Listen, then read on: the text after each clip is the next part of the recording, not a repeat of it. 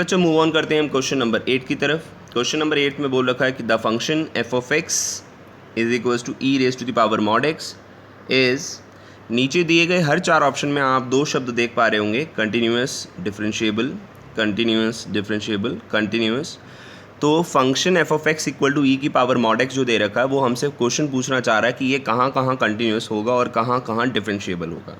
तो चलिए हम आंसर देखते हैं इसका। बच्चों ध्यान से देखोगे अगर आप, तो आपका function F of x is equals to e की पावर मॉड एक्स जो है वो आपको पता चलेगा देखने से कि वो एक कंपोजिट फंक्शन है। सर कंपोजिट फंक्शन किन्हें कहा जाता है? बच्चों कंपोजिट फंक्शन उस फंक्शन को कहा जाता है जो कि दो अलग अलग फंक्शन से मिलकर के बनता है, कंपोज्ड होकर के बनता है।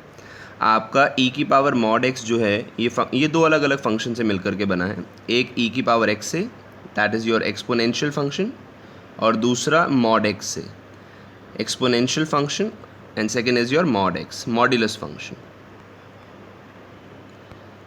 तो आपका function F of x equals to e की पावर मॉड एक्स जो है वो दो फंक्शन से मिलकर के बना पड़ा है, एक्सपोनेंशियल फंक्शन से और मॉड्यूलस फंक्शन से।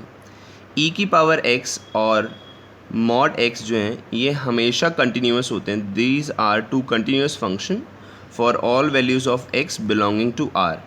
दैट इज़, अगर आप इनकी डोमेन जो है आपके पास में वो माइनस इन्फिनिटी से इन्फिनिटी होती है, इसकी जो डोमेन होती है वो माइनस इन्फिनिटी से इन्फिनिटी होती है, और आप कुछ भी पुट करवा लो ये हर जगह आपको कंटिन्यूस ही देखने के लिए मिलेंगी।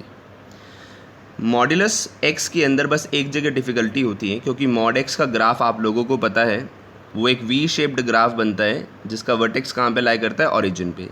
ये एक वी शेप्ड ग्राफ है, वर्टेक्स जो होता है वो ये कहलाता है आपके पास में, जो कि कहाँ पे लाई करता है? ओरिजिन पे, ये वर्टेक्स है। मॉड एक्स के ग्राफ में आपको एक ही जगह पीक देखने के लिए मिलता है, शार्प कॉर्नर देखने के लिए मिलता है, शार्प एज देखने के लिए मिलती है।